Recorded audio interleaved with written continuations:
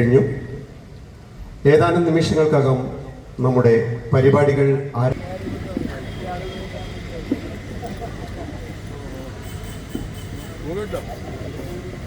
കണ്ണൂരിൽ വിവിധ പരിപാടികൾ നടന്നു വരികയാണ്. ആദ്യ ദിനമായി മുണ്ടൂരിലും രണ്ടാം പരിപാടി ഭരണശ്ശേരിയിലും നടന്നു കഴിഞ്ഞു. മൂന്നാം ദിനമായ ഇന്ന് വിവിധ ചരിത്ര പ്രഭാഷണങ്ങളും കലാപരിപാടികളും അരങ്ങേറുകയാണ്.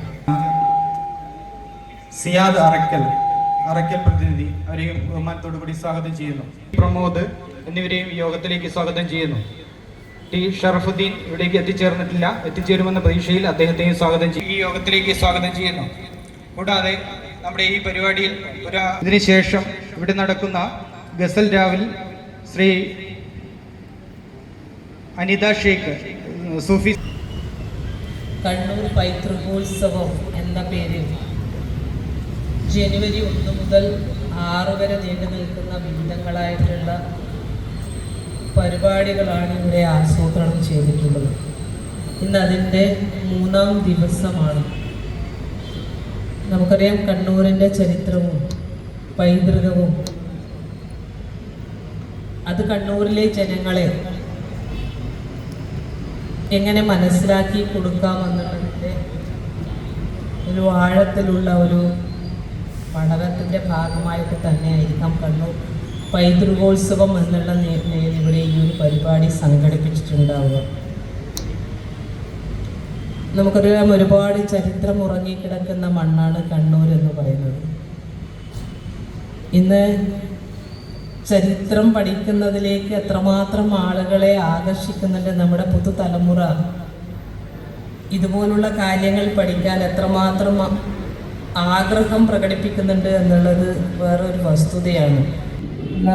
നമുക്ക് ചുറ്റും ഇപ്പോൾ കണ്ണൂർ തന്നെ നമുക്കറിയാം, അറക്കലും ചെറുക്കലും ഉറങ്ങിക്കിടക്കുന്ന മണ്ണ് എന്ന് പറയുമ്പോഴും അതൊക്കെ നശിച്ചു പോകാതെ സൂക്ഷിക്കുക എന്ന് പറയുന്ന ഉത്തരവാദിത്വം അത് നമ്മുടെ സർക്കാർ ഏറ്റെടുക്കേണ്ടതായിട്ടുണ്ട്. ആ സർക്കാരിൻ്റെ ആ ഏറ്റെടുക്കലിൻ്റെ ഭാഗമായിട്ട് തന്നെയാണ് ഇന്ന് അതും നിലനിന്ന് പോകുന്നത് എന്നുള്ളൊരു യാഥാർത്ഥ്യവും നമ്മുടെ മുന്നിലുണ്ട്.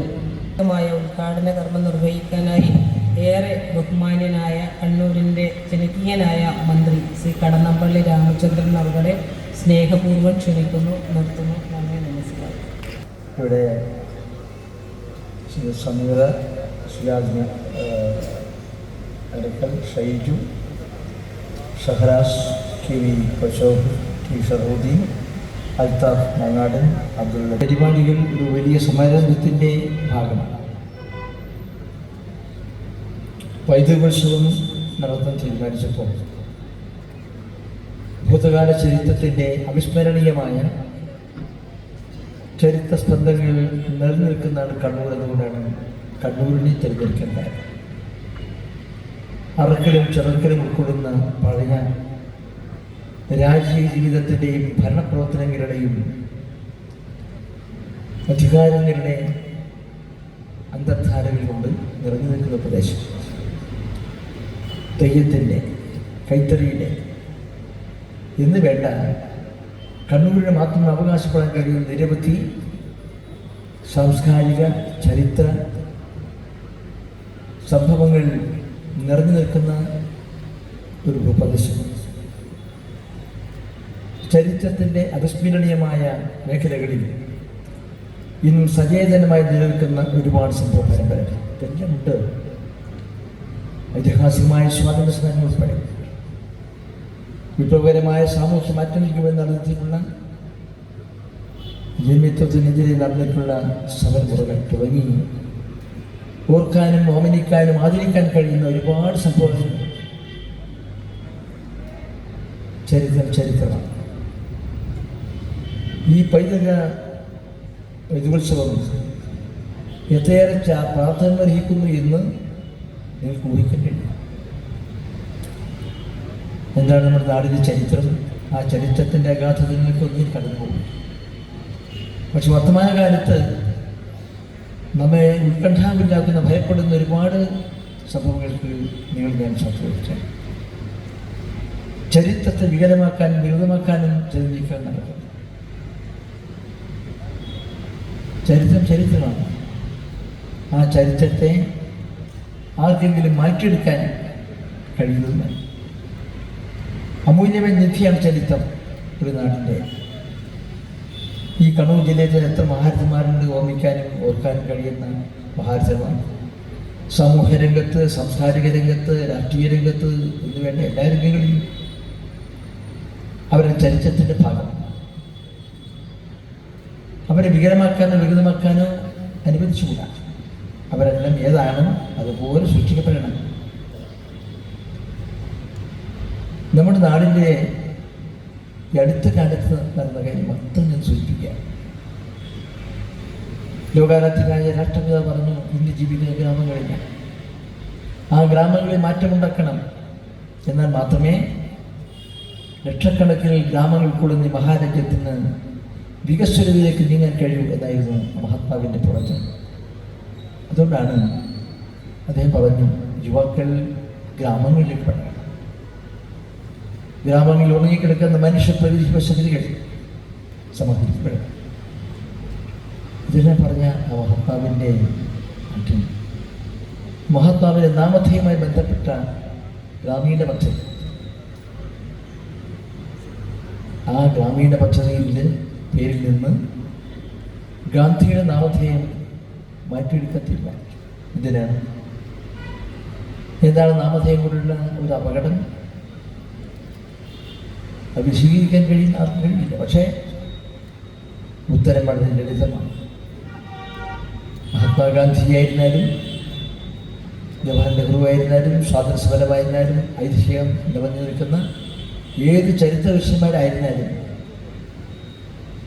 അവരൊക്കെ തന്നെ തിരസ്കരിക്കപ്പെട്ടുകൊണ്ടിരിക്കുന്ന വർത്തമാനകാലത്തിൻ്റെ രൗദ്രഭാവങ്ങൾ. നാളെ എന്തായിരിക്കും നാടിൻ്റെ സ്ഥിതി? ഗ്രാമീണ തൊഴിലുറപ്പ് പദ്ധതിയിലെ നാമധേയത്തിൽ നിന്ന് ലോകാരാധ്യനായ ഗാന്ധിയുടെ നാമധേയം പോലും മാറ്റിക്കളയാൻ തീരുമാനിച്ച ഭരണകൂടം ജനങ്ങൾക്കെതിരായിട്ടുള്ള മതഭ്രാന്തിൻ്റെ ഭാഗമായി പ്രവർത്തിക്കുന്നു എന്ന് കാണാൻ പ്രയാസമേ. അതൊരു ഉദാഹരണം മാത്രമാണ്. നമുക്ക് അറക്കൽ രാജകുടുംബത്തിൻ്റെ ചരിത്രം, ആ രാജകുടുംബത്തിൻ്റെ ചരിത്രം എന്താണ്, അതാണ് നമ്മൾ രേഖപ്പെടുത്തേണ്ടതും ഈ വർത്തമാനകാലത്ത് അവതരിപ്പിക്കേണ്ടതും. അതല്ലാതെ നമുക്ക് കുറച്ച് ആളുകൾക്ക് ഇപ്പോൾ തീരുമാനിച്ചത് അറക്കൽ രാജകുടുംബത്തിൻ്റെ ചരിത്രം മാറ്റാൻ പറ്റുമോ? മാറ്റുന്നത് ശരിയാണോ? മാറ്റാൻ പറ്റുന്നത് മാത്രമല്ല, മാറ്റുന്നത് ചിന്തിക്കാൻ പോലും കഴിയില്ല. അത് ചെറുക്കൻ രാജകുടുംബമായിരുന്നാലും അറക്കൽ രാജകുടുംബമായിരുന്നാലും കണ്ണൂരിൻ്റെ പൈതൃക സ്വത്ത് അതുപോലെ സൂക്ഷിക്കണം. ഇന്ന് രാജ്യത്ത് നടക്കുന്നത് അതല്ല. ഇല്ല, ഇന്ത്യൻ പാർലമെന്റിൽ അതിശക്തമായ പ്രസംഗം കേട്ടത് ഞാൻ പലപ്പോൾ പറഞ്ഞിട്ടുണ്ട്. ഗാന്ധിയുടെ ഘാതകനെ ചരിത്രപുരുഷനായി വളർത്തണം. മാത്രമല്ല, ആ ഘാതകന്റെ പേരിൽ രാജ്യത്തുടനീളം ക്ഷേത്രങ്ങളും പ്രതിമകളും സ്ഥാപിക്കണം എന്ന് പറഞ്ഞു. ആ പ്രസംഗം നിർത്തൂ എന്ന് ആക്രോശിക്കണമായിരുന്നു രാജ്യത്തിലെ പ്രധാനമന്ത്രി. അതിങ്ങനെ കേട്ട് നിന്നു. അതിൽ പ്രതിഷേധിക്കേണ്ട സുഹൃത്തുക്കളും സഭയിലുണ്ടായിരുന്നു. അംഗസംഖ്യ പരിമിതമാണെങ്കിലും ഇടതുപക്ഷ കക്ഷികളുടെ ഭാഗത്തു നിന്നാണ് പ്രതിഷേധമുള്ളത്. സഭാതലം സ്തംഭിപ്പിക്കാനെന്നുള്ള അംഗസംഖ്യയില്ല. മെച്ചപ്പെട്ട അംഗസംഖ്യയുള്ളവർ തൃശ്ശൂർ പൂർവ്വം കാണുന്ന ലാഘവത്തോടുകൂടി അത് കേൾക്കുകയും കാണുകയും ചെയ്തു.